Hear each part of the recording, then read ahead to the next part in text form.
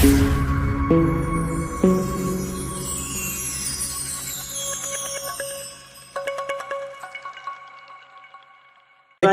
वालेकुम सलाम। क्या हाल है सामी भाई? अल्हम्दुलिल्लाह। सामी भाई, आपका बहुत बहुत शुक्रिया, आपने टाइम दिया। जी जी। अम, और सबका शुक्रिया ज्वाइन करने का सैटरडे वाले दिन। जी जी।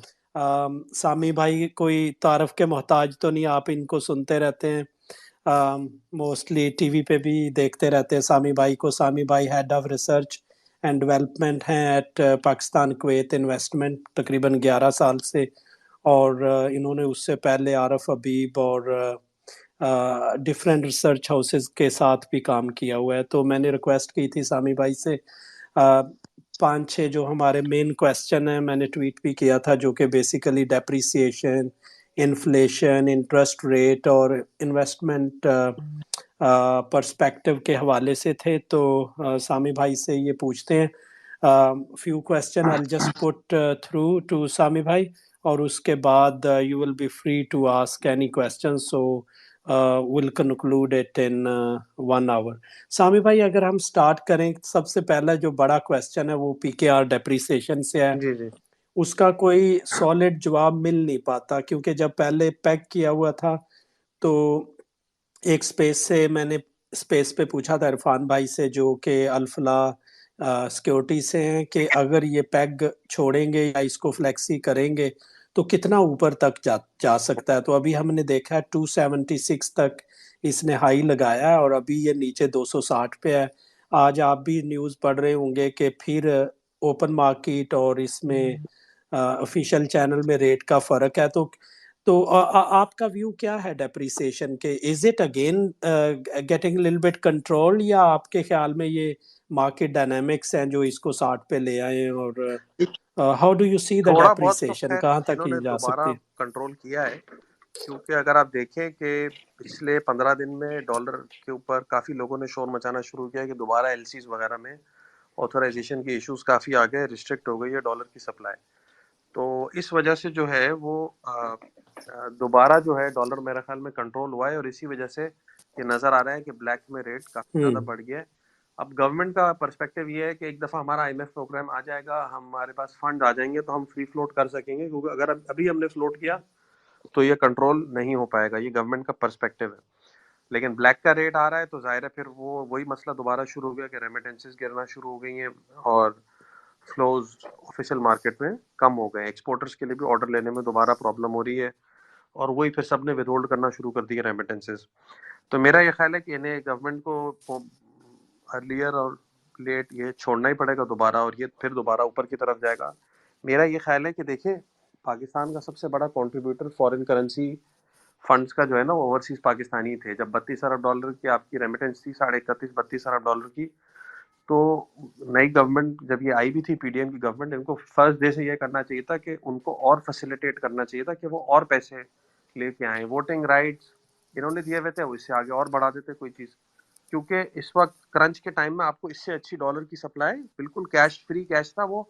और हमारी ऑयल वगैरह की जितनी इंपोर्ट्स थी या जितनी मेजर इंपोर्ट्स थी, वो फाइनेंस ही थ्रू रेमिटेंसेज होते थे, क्योंकि एक्सपोर्ट्स तो जो हम करते हैं उसके आगे इंपोर्ट्स भी होती हैं। इस वक्त पोजीशन इतनी खराब हो गई है कि एक्सपोर्टर को भी लिक्विडिटी के, डॉलर लिक्विडिटी के इश्यूज बहुत हो गए हैं, और कंपनीज को जो है कैपेसिटी यूटिलाइजेशन करने में बहुत प्रॉब्लम हो रही है। तो इसकी वजह से मुझे लग रहा है इवेंचुअली डॉलर तो बढ़ता ही रहेगा। दूसरा ये कि अभी तक बैकलॉग भी काफी इंपोर्ट्स का खड़ा हुआ है, जो पोर्ट पे सामान फंसा हुआ है। एलसीज भी बहुत फंसी हुई है पुरानी।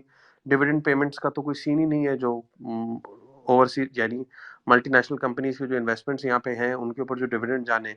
तो इसकी वजह से मेरा ख्याल है काफी प्रॉब्लम है, डॉलर तो इन्हें आहिस्ता आहिस्ता छोड़ना ही पड़ेगा, और छोड़े बगैर और अगर ऑप्शन भी कोई नहीं। तो देखें, आप अगली की जहनियत देखें, जो भी इन्वेस्टर है वो ये चाहता है कि देखें, अगर वो पाकिस्तान में इन्वेस्ट करता है तो उसकी इन्वेस्टमेंट ऐसी हो कि उसको दोबारा उस पर पैसे मिल सके ना।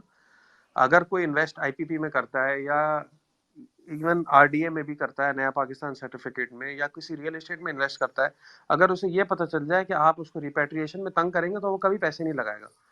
तो पिछली गवर्नमेंट में ये था, उन्होंने फॉरेक्स रेजीम जो है वो लिबरलाइज कर दिया था। उससे ये था कि लोगों के जहन में ये था, या पैसे दे रहे हैं तो वापस निकल जाएंगे, करेंसी पैरिटी मार्केट डिटरमिन्ड है, वट जो भी होगी वो उस वक्त डिटरमिन होगी। तो जो है उस हिसाब से उस वक्त लोगों में कॉन्फिडेंस था। सामी भाई, अगर रियल एक्सचेंज रेट को अगर देखें तो उसके हिसाब से क्या रेट नहीं, बनता रियल है इफेक्टिव आज एक्सचेंज के? रेट तो देखें, आप सही कह रहे हैं, वो इस वक्त काफी नीचे है, 80 से भी नीचे आ गया है, क्योंकि करेंसी इतनी डिप्रिशिएट हो जाती हम्म। है बार बार। लेकिन मसला ये है कि हमारे हालात ऐसे, डिमांड सप्लाई की सिचुएशन, के रियल इफेक्टिव एक्सचेंज रेट इतना इतना जो है वो रेलेवेंट रहा नहीं। फॉर एग्जांपल इजिप्ट है ना, इजिप्ट का वो 70 हो गया है रियल, क्योंकि डिमांड सप्लाई वहाँ भी हम्म। नहीं संभल रही। उनका भी हमारा वाला मसला था कि इंपोर्ट रिलायंस इकोनॉमी में बहुत ज्यादा थी, एक्सपोर्ट्स इतनी डेवलप नहीं हुई, इंडस्ट्रियल बेस बना नहीं, जो बना है वो इतना कॉम्पिटिटिव नहीं है कि एक्सपोर्ट कर सके। तो वही उनके यहाँ भी यही है कि इंपोर्ट बढ़ती जाती है, इतनी बड़ी पॉपुलेशन है, उनका खाना पीना ही बाहर से आता है, तो इतना बड़ा इंपोर्ट बिल बन जाता है, वो रिवर्स नहीं हो सकता। फिर उन्होंने प्रियर हम्म। प्रायर ईयर्स में उन्होंने क्या किया कि अगर आपने देखा हो, वही जो हमारे यहाँ मिडिल ईस्टर्न डिपॉजिट आए थे, उन्होंने भी डिपॉजिट मिडिल ईस्टर्न कंट्रीज से लिए थे। अब वो डिपॉजिट वापस करते हैं तो रिजर्व खत्म हो जाते हैं, और कंटिन्यूस जो ड्रेन आ रहा है फॉरेक्स का, वो अगर मार्केट से फाइनेंस करते हैं तो करेंसी डिप्रिशिएट होती रहती है। हम्म। तो सामी भाई, अगर ओवरसीज को फील होगा कि ये रेट सही नहीं, ऊपर जाएगा, तो इसका मतलब है रेमिटेंसेस फिर स्टॉप हो ऐसे ही जाएंगे। है, या तो वो स्टॉप हो जाएंगी या फिर वो जो ग्रे चैनल है उसमें गिरने लगती हैं। फॉर एग्जांपल अगर किसी ने 1000 दिरहम भेजने हैं या $1000 भेजने हैं, वो 285 पे अगर कैश पे बिक रहे हैं, तो वो क्यों सिस्टम में 261 पे डालेगा? ये बिल्कुल। पहले भी यही मसला था, अभी भी यही मसला दोबारा है। तो इसका मतलब है जो एक इशू था उसको रिजॉल्व तो नहीं किया, सिर्फ आईएमएफ की वजह से थोड़ा सा उसको लूज हाँ, किया और दोबारा उसके ऊपर हाथ रख ऐसे ही। दिया। और दोबारा ये भी है कि असल में गवर्नमेंट के ऊपर ही प्राइसेस का प्रेशर बहुत होता है ना। पहली इसका निशानी ये होती है कि गवर्नमेंट को वो पेट्रोल की प्राइसेस में प्रेशर बहुत आता है, क्योंकि एक्स रिफाइनरी प्राइसेस हम्म। की डिटर्मिनेशन में डॉलर यूज होता है।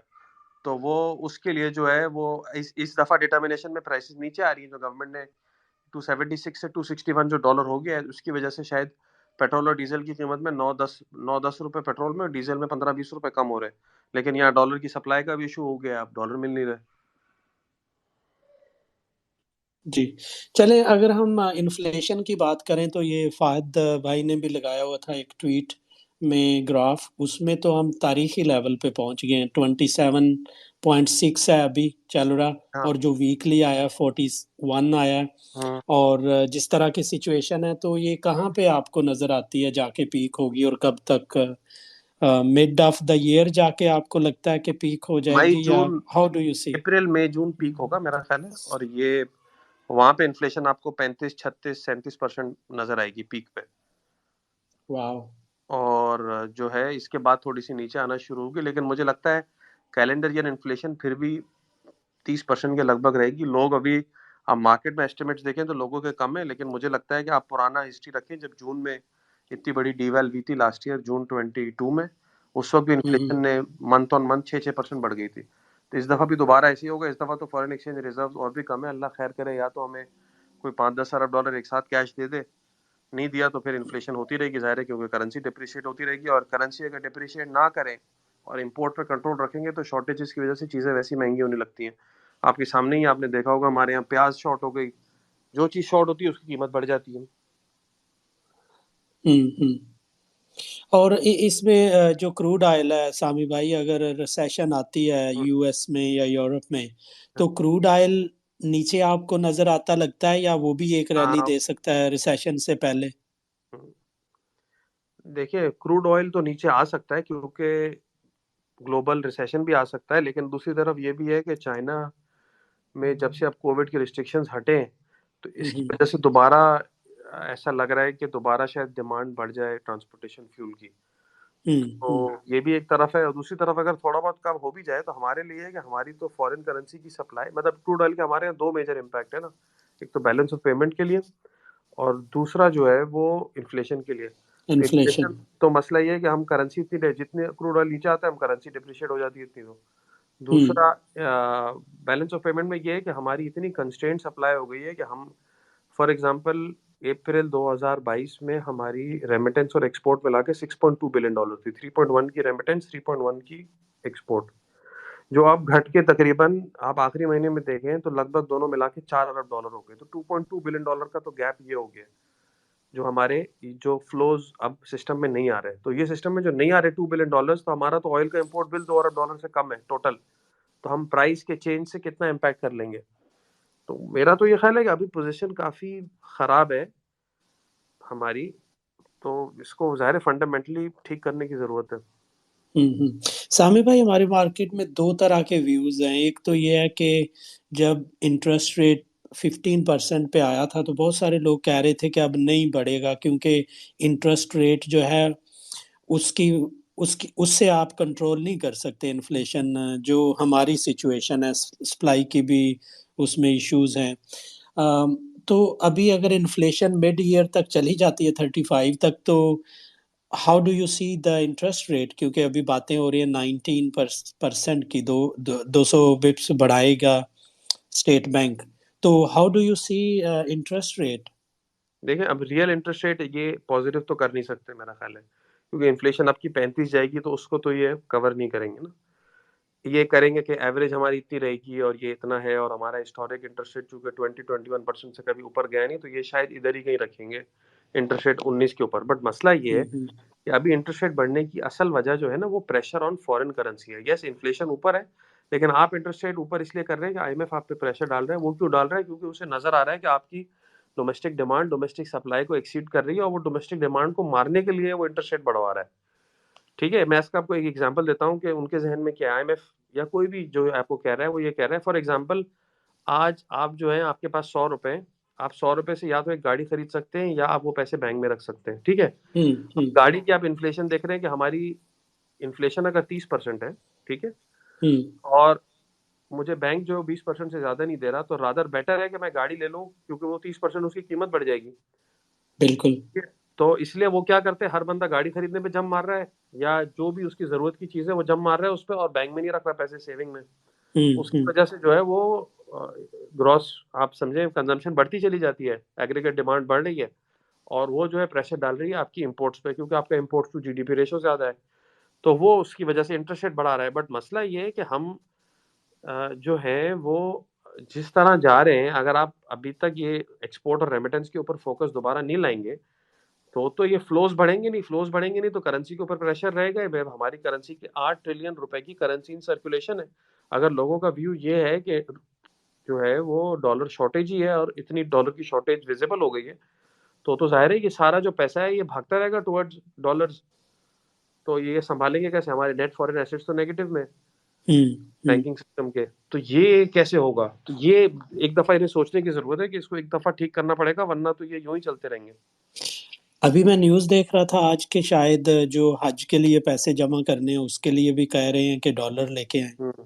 हाँ, अच्छा, ये सामी भाई, अगर मिड ऑफ द ईयर तक पीक करेगी हमारी इन्फ्लेशन, तो उसके बाद आप इसको, हमारी मार्केट को किस तरह देख रहे हैं? इन्वेस्टमेंट व्यू क्या होना चाहिए राइट नाउ? अभी तो जो सही लग रहा है वो तो फिक्स्ड इनकम ही लग रही है राइट नाउ। ऐसे ही है, क्योंकि फिक्स इनकम में 20% आपके पक्के हैं, 1.25% महीने का बन जाता है वो।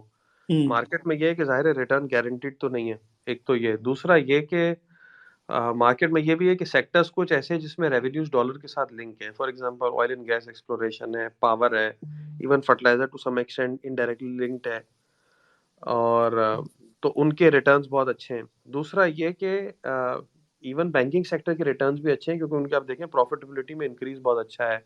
ये कल फाद ने एक शीट बनाई हुई थी, जिसमें आप देखें बैंक्स के प्रॉफिट के चेंज, तो मिजान, अल्फला, सबके रिजल्ट बहुत तगड़े आए हैं, डिस्पाइट द फैक्ट कि उन्होंने प्रोविजनिंग भी ली है, और जो है वो एफएक्स पे लॉस भी लिया आखिरी क्वार्टर में। इसके बावजूद जो है सबके रिजल्ट बहुत अच्छे आए हैं, और अगले साल भी लग रहा है काफी अच्छे आएंगे रिजल्ट्स। तो इनके प्रॉफिटेबिलिटी, तो बैंक्स के, प्रॉफिट, हाँ, जी जी, बैंक प्रॉफिट, के रिजल्ट्स तो अच्छे आ रहे हैं, डिविडेंड भी अच्छे दे रहे हैं जैसे यूबीएल का है। लेकिन हाँ, उनकी जो स्टॉक वैल्यूएशन है, प्राइस एक्शन आप बिल्कुल नहीं देख रहे।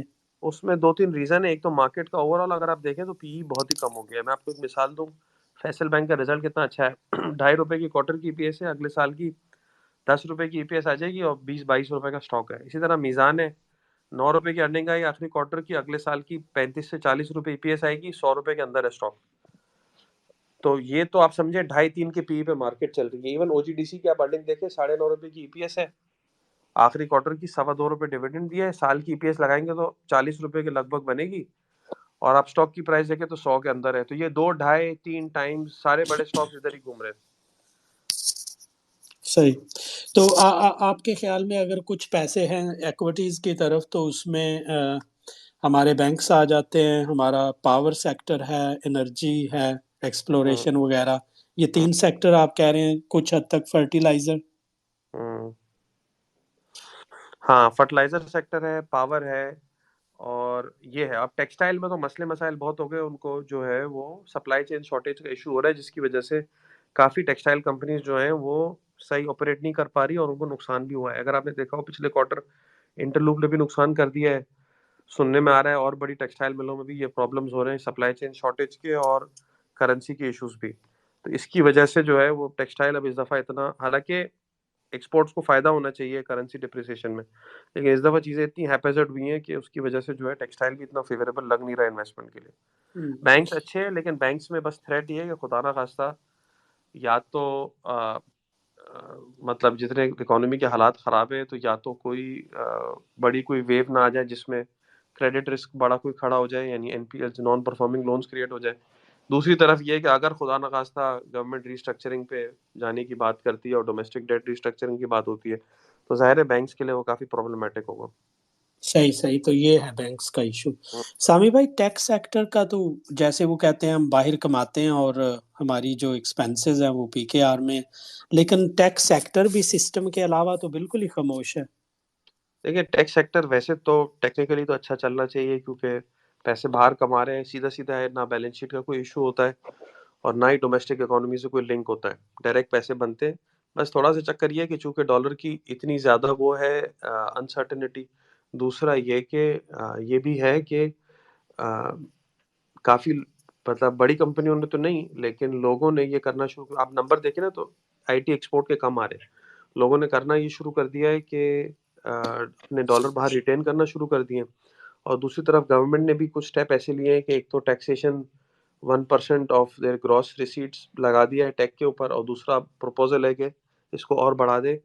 और दूसरी तरफ ये है कि पहले इन्हें परमिशन होती थी कि अपने पैसे जो आते हैं वो इनके अकाउंट में डॉलर में ही रिटेन हो सकते हैं, और इन्हें बाहर कोई पेमेंट करनी है तो उसके लिए दोबारा यूटिलाइज हो सकते हैं। वो फैसिलिटी भी शायद अब वापस ले ली है। इन दो वजूहात की वजह से जो है वो अ, अब वो पैसे बाहर से ला नहीं रहे, इसकी वजह से ओवरऑल ऑप्टिक्स जो है वो टैक्स सेक्टर के इतने अच्छे लगते नहीं। हालांकि मेरा ख्याल में सिस्टम जैसी जो कंपनी है वो, उनको कोई फर्क नहीं पड़ता, वो तो जो काम कर रहे हैं और पैसे आ रहे हैं उनके लिए कोई मसला नहीं है। सही। सामी भाई, लास्ट क्वेश्चन मेरी तरफ से, आईएमएफ का कब तक आप का ख्याल है कि एसएलए साइन हो जाएगा? मेरा ख्याल है इस हफ्ते हो जाना चाहिए, जो अपकमिंग वीक है। ऑलरेडी थोड़ा डिले हो गया, मेरा ख्याल है इस हफ्ते अब ये हो जाना चाहिए, क्योंकि गवर्नमेंट ने काफ़ी काम कर लिया ऑलरेडी। और ये कि ग्रॉस एक्सटर्नल फाइनेंसिंग मेरा ख्याल है इसके बाद हमें अरेंज करनी होगी एसएलए और बोर्ड अप्रूवल के बीच में। सामी भाई, ये स्लो, एक तरह की स्लो डेथ पे या स्लो पॉइजन दिया हुआ है।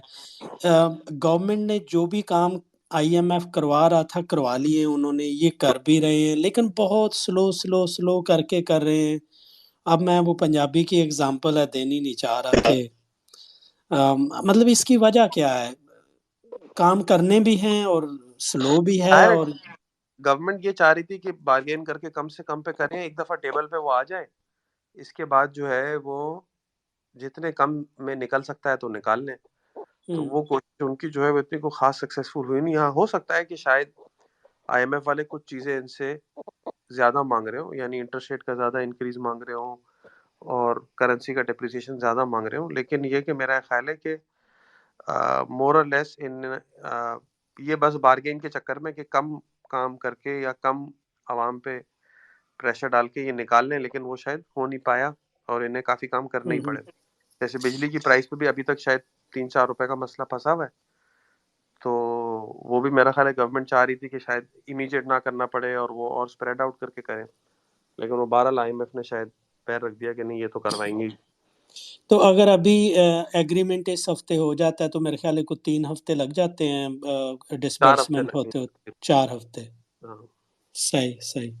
चलें हम ऑडियंस की तरफ चलते हैं। स्पीकर रिक्वेस्ट की है जी सलमान भाई।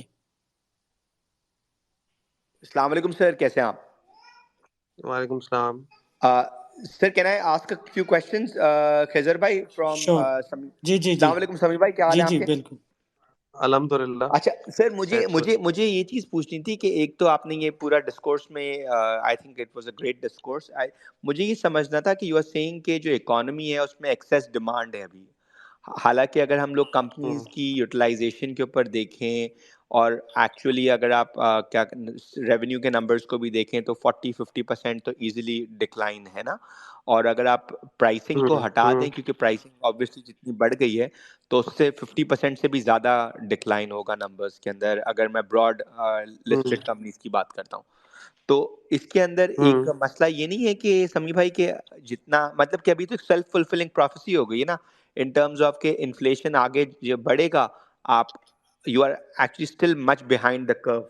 और जो मेरी अंडरस्टैंडिंग है वो ये भी है ना कि अगर आप हिस्टोरिकली, जैसे आप खुद कह रहे हैं कि पाकिस्तान में इस तरह की साइकिल्स आपने देखी हैं, इवन ये श्रीलंका को अगर आप देख लें कि वहाँ पे क्या इंटरेस्ट रेट डिफरेंशियल है अभी, बांग्लादेश का एग्जाम्पल ले लें, तो इसका मतलब ये नहीं होता कि अगर इतनी बड़ी इश्यूज होती हैं इकोनॉमी में, जो हमारी जिस तरह से हम लोग की गैस के अंदर टैरिफ में एक इशू था, इलेक्ट्रिसिटी के अंदर एक इशू है, और एक्सचेंज रेट का एक बहुत बड़ा प्रॉब्लम था, तो वो एक साथ अगर इतना बड़ा शॉक आएगा सिस्टम में, तो ऑब्वियसली इन्फ्लेशन आपकी लैगार्ड रहेगी rather than I think forward looking.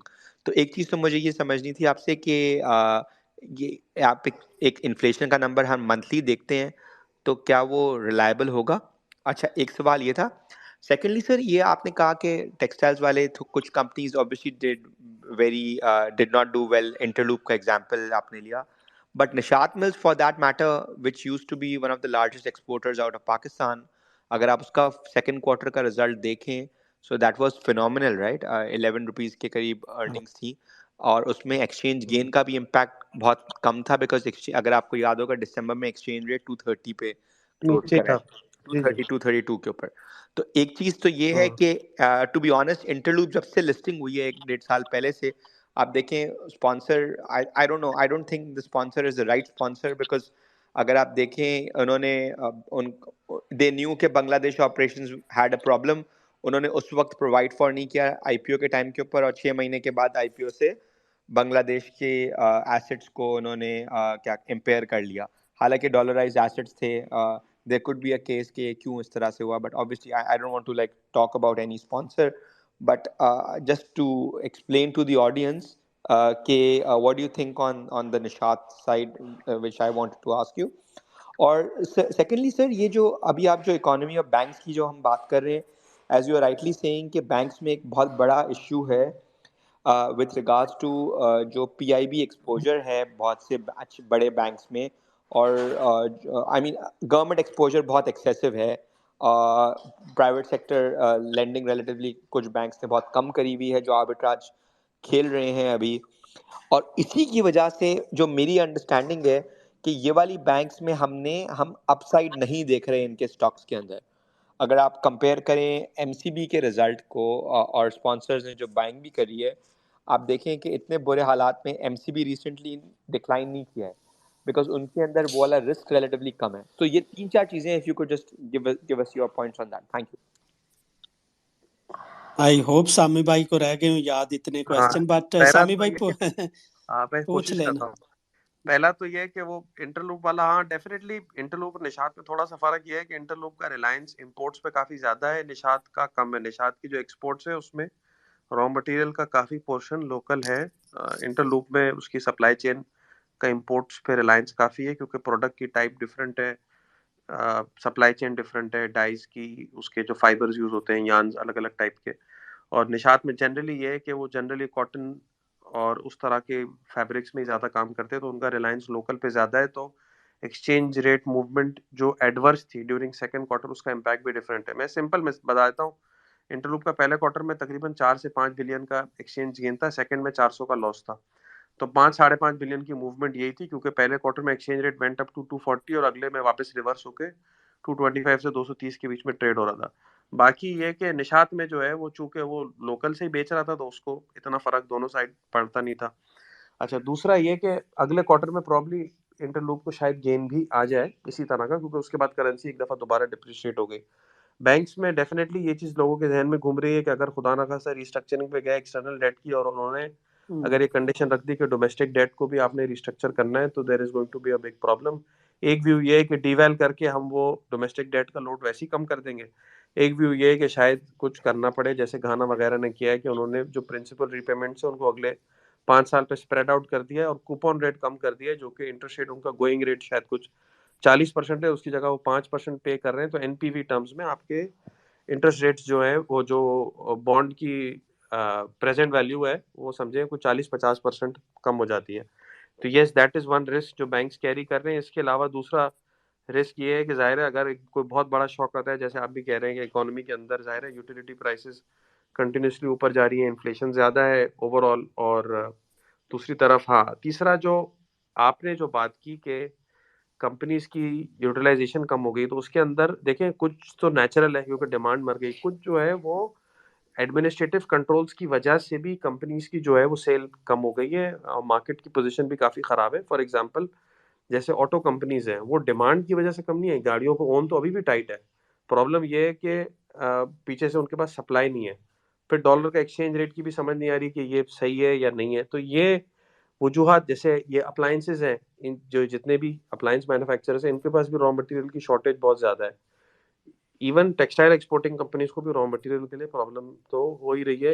या जो ये छोटी छोटी चीजें होती हैं, मशीन्स के छोटे पार्ट्स हैं, या जो ये जो एक्सेसरीज होती है बटन वगैरह, ये वो काफ़ी चीज़ें, लेबल्स, इन सब चीज़ों में भी लोगों को सोर्सिंग में प्रॉब्लम तो हो रही है। तो मेरा ख्याल है कि जो हम आउटपुट के नंबर्स नीचे देख रहे हैं उसमें कुछ तो डिमांड की वजह से, कुछ सप्लाई की वजह से भी है। तो ये मसले मसाइल काफ़ी हैं, जाहिर है। तो ये देखना है। नहीं सर, मेरा सवाल ये था कि जो डिमांड साइड बेसिकली, जैसे अगर आप मेजर चीज़ों को देखें, डिमांड एक्सेसिवली कम हो गई है as you are saying rightly, कि या तो डिमांड की हिट आई है बिकॉज ऑफ सप्लाई कंस्ट्रेंट हो गई है, या तो फिर प्राइसिंग की वजह से लेट्स से इम्पैक्ट आया है, नो डाउट। बट जो यूटिलाइजेशन जो कंपनीज की कम हो गई है, either it can be supply driven or it can be because pricing सही नहीं है, या तो फिर क्या कहते हैं, वो कंपनीज को लग रहा है कि प्रॉफिटेबली सही तरह बेच नहीं सकेंगे, या उनके पास वो एक्सचेंज कंट्रोल है स्टेट बैंक की तरफ से।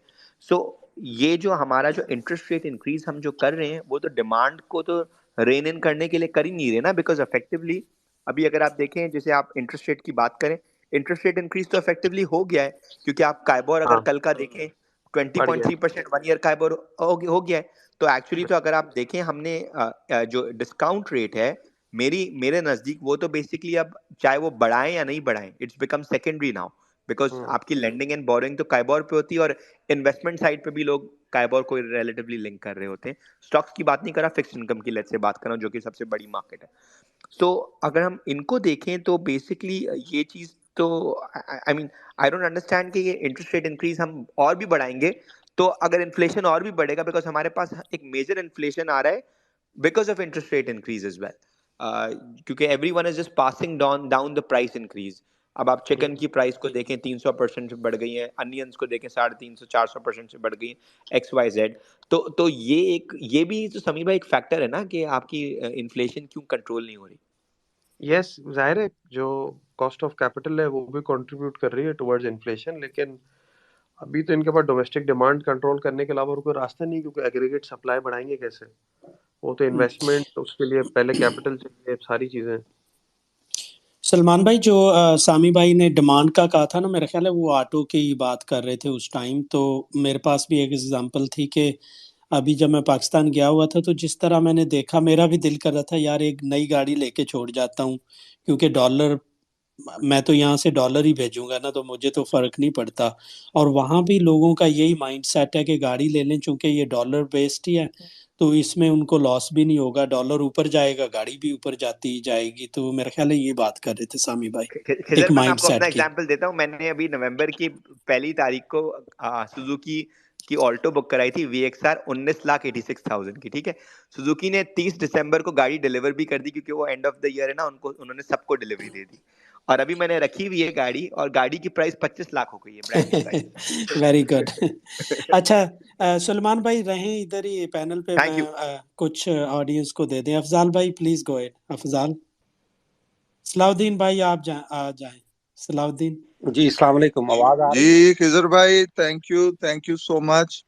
एक तो बहुत शुक्रिया कि बहुत क्वालिटी स्पेसेस आप करते हैं और इतने उम्दा प्रोफेशनल्स को लेके आते हैं। थैंक जैसे यू। आज समी भाई जो हैं, समीउल्लाह भाई, बहुत उम्दा। अच्छा समी भाई, एक लेमैन की तरह जो है ना, एक आम इन्वेस्टर, उस अंदाज में हमें समझाइए कि ये जो टर्मोइल है, ट्रबल्ड वाटर्स जो हैं हमारी इकोनॉमी के, मुझे तो ये लॉन्ग टर्म नजर आते हैं, शॉर्ट टर्म में तो कोई रिकवरी नजर नहीं आ रही। कुछ थोड़ी देखिए सी वो हमें उम्मीद दिलाइए या फिर थोड़ा सा बताइए प्लीज कि ये कहाँ तक देखिए खराबी चलेगी। देखिए ऐसा है, हम हिस्टोरिकली अगर आप देखें, फिजिकल साइड पे भी देखें तो हमारा खर्चा हमारी इनकम से ज़्यादा है।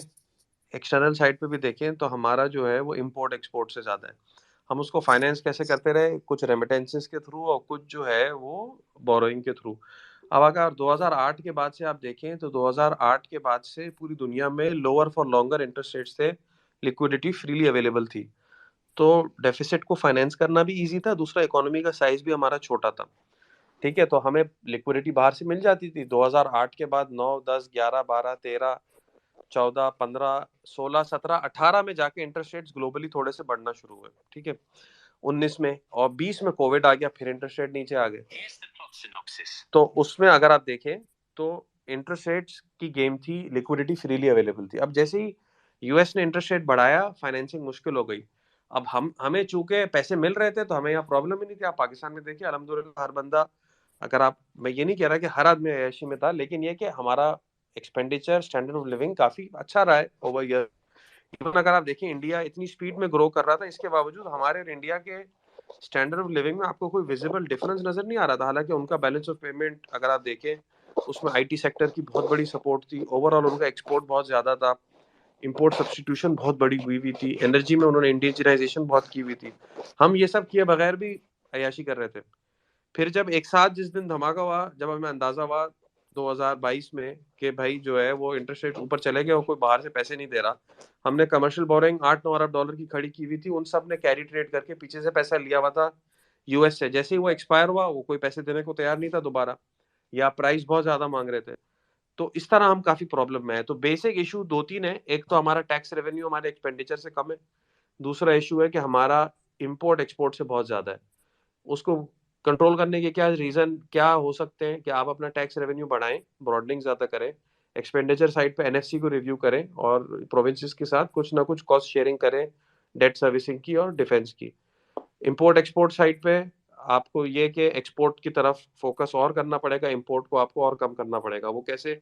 इंपोर्ट के लिए आपको इंडिजिनाइजेशन ऑफ एनर्जी करनी पड़ेगी, क्योंकि आपका लगभग पिछले साल 26 अरब डॉलर का तो एनर्जी का बिल था, जिसमें पेट्रोलियम और कोल और एलएनजी इंक्लूडेड है। और दूसरी तरफ आपको जो है वो ओवरऑल ये सब चीजें, स्ट्रक्चरल इश्यूज रिजॉल्व करने पड़ेंगे। इसी तरह जो है आपको रेमिटेंसेस को फॉर द टाइम बीइंग बढ़ाना पड़ेगा, उस पर फोकस ओवरसीज पाकिस्तानी से और पैसा अरेंज करना पड़ेगा, क्योंकि इस वक्त आपके पास विजिबल सोर्स और कोई है नहीं। आप 31-32 अरब डॉलर के रेमिटेंस के ऊपर खड़े थे, इस साल आप शायद 26-27 बिलियन डॉलर पे चले जाएंगे, और खुदा ना खासा ये ट्रेंड रहा तो हम अगले साल 24 से भी नीचे चले जाएंगे, क्योंकि अभी भी फिर रेमिटेंस पिछले महीने 1.8-1.9 आई है। तो ये हमें फॉरेक्स के फ्लोज तो अरेंज करने ही पड़ेंगे मेजर, क्योंकि इस वक्त सबसे जो मेजर क्रंच है ना, वो बैलेंस ऑफ पेमेंट पे है, क्योंकि हमें लिक्विडिटी का क्रंच बहुत बड़ा फेस करना पड़ रहा है। क्योंकि आप देखें, जो इंपोर्ट पे कंट्रोल किया हुआ है इस वक्त, वो आर्टिफिशियल है, नेचुरल नहीं है। उसकी वजह से जो है वो बहुत प्रॉब्लम हो गई। कोई प्रायोरिटी समझ ही नहीं आ रही कि किसका आपने कंट्रोल किया हुआ है, किसका नहीं।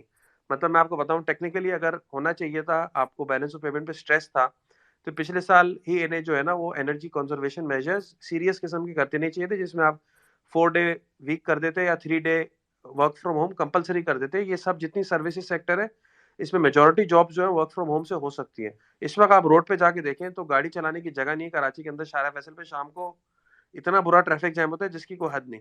और आप पेट्रोल की कंजम्पशन में 20% का डिक्लाइन नजर आ रहा है, लेकिन उसमें कुछ पोर्शन जो है वो स्मगलिंग का भी है। तो ये मेरा ख्याल है कुछ स्टेप्स ऐसे थे जो इमीडिएटली करने चाहिए थे। इसके अलावा ये क्या है, पेट्रोलियम की कंजम्पशन डेफिनेटली हमें कर्टेल करनी पड़ेगी। आप 350-400 रुपए लीटर भी करते हैं, पेट्रोल की कंजम्पशन नहीं रुकती, क्योंकि हमारे यहाँ पब्लिक ट्रांसपोर्ट की सिस्टम नहीं है।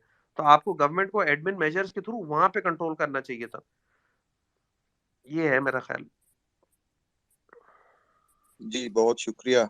अच्छा खिजर भाई अगर इजाजत दीजिए, असल में समी भाई मैं थोड़ा सा ये समझना चाह रहा था कि ये जो विशियस साइकिल है ये ब्रेक होता नजर नहीं आ रहा, इट्स गेटिंग प्रोलॉन्ग्ड एंड आप at the same time political turmoil, बेयकीनी, हमारे डिफेंस एक्सपेंडिचर और डेट सर्विसिंग का बोझ, ये सारी चीजें देख के तो मुझे लगता है कि कॉरपोरेट सेक्टर तो हमारा जो है प्रेशर में ही रहेगा, मेजॉरिटी जो है। बिल्कुल ऐसे ही है, तो कॉर्पोरेट सेक्टर तो जाहिर है प्रेशर में ही रहेगा, क्योंकि अगर गवर्नमेंट के फाइनेंसेस कंट्रोल में नहीं है, एक तो ये मसला है, दूसरा ये कि लिक्विडिटी के क्रंच की वजह से सप्लाई चेन की इश्यूज और जो अनसर्टेनिटी इतनी ज्यादा हो गई है, इसकी वजह से जाहिर है वो खुल के काम ही नहीं कर पा रहा ना। मैं एक मिसाल दे रहा हूँ, मेरी अगर कैपेसिटी है 2 लाख रुपए का काम करने की, अगर हालात बिल्कुल खुले होते 2021 होता, मैं 2 लाख की जगह 4 लाख का काम कर जाता कि यार पैसे बना जाओ, आज के हालात बिल्कुल फेवरेबल है। अब 2023 में मेरी अगर 2 लाख की कैपेसिटी है ना काम करने की, मैं कहूंगा भाई 1 लाख में काम चलाओ, इस वक्त भले थोड़ा नुकसान होता है कर लो, लेकिन काम कम करो, क्योंकि ऐसा ना हो कहीं पैसे फंस जाए। फॉर एग्जाम्पल किसी के कंटेनर पोर्ट पे फंसे हुए, उसके पैसे तो फंसे हुए ना, यहाँ पे माल दे भी नहीं पा रहा है, वहां जो पैसे जमा कराए हुए बैंक में वो भी फंसे हुए, सिक्योरिटी भी प्लेज हुई हुई है और माल भी नहीं छूट रहा। वो माल छूटेगा, बेचेगा तो पैसे वो चक्कर घुमाएगा ना। तो इस तरह लोग फंस बहुत गए, जिसका वर्किंग कैपिटल की रिक्वायरमेंट अगर डेज इन, मैं डेज मेथड करूं कि वर्किंग कैपिटल में इतने डेज मेरे अगर 30 दिन पैसे फंसते थे, अब वो 55-60 दिन फंस रहे हैं, और चीजों की प्राइस भी बढ़ गई, तो वर्किंग कैपिटल रिक्वायरमेंट भी 4 गुना हो गई है, बैंक्स पैसे भी नहीं दे रहे, तो काफी मुश्किल हो गई है काम करना इस दफा। असद भाई, असद जमान। थैंक यू जी। मेरे ये फर्स्ट टाइम इकोनॉमिक्स के ऊपर मेरी किसी स्पेस में कन्वर्सेशन हो रही है। अच्छा समी ब्रदर, वेलकम। मुझे कंसर्न्स हैं कि ये हमारी जो टेक्सटाइल इंडस्ट्री जिस पे हम बहुत ज़्यादा फोकस करते हैं, अभी आपने बातचीत के अंदर एक बात यूज़ की कि हम बटन तक इंपोर्ट्स करते हैं। तो हमने अनफॉर्चुनेटली ये तो मैं तो कहूँगा क्रिमिनल नेग्लिजेंसी है कि हमने बाय प्रोडक्ट्स को को मैन्युफैक्चरिंग की तरफ नहीं लेके गए, कि अगर बटन से लेकर जेब और ये छोटी छोटी चीज़ें, धागा से लेके हर चीज़ अगर इंपोर्ट करनी है, तो फिर तो डेफिनेटली बेसिकली टेक्सटाइल इंडस्ट्री तो वही है, अपनी कैपेसिटी बिल्डिंग की तरफ तो वो जा ही नहीं रही, वही सुबह से शाम तक दौड़ने वाली बात है एक दरख्त से दूसरे दरख्त की तरफ। सो एक तो मेरा कंसर्न ये है कि उसकी रीजंस क्या हो सकती हैं कि हमने टेक्सटाइल की बाय प्रोडक्ट्स को ज़्यादा बेहतर नहीं किया। सेकंड, ये जो हमने हमारा जो डेफिसिट आता है, स्पेशली ये जो लाइन लॉसेस और इस तरह की एनर्जी सेक्टर के अंदर, ये बेसिकली जो मुझे समझ आती है, लाइन लॉसेस तो होते हैं मेरे यहाँ 5 से 8% के दरमियान ऑल ओवर द वर्ल्ड, और ये जो हमारे 20% से प्लस चीज़ें चली जाती हैं लाइन लॉसेस की तरफ, वो तो that is again the criminal negligence from the, ये जो आपकी पुरानी तारें लगी हुई हैं और उनकी वजह से डिस्ट्रीब्यूशन नेटवर्क जो है।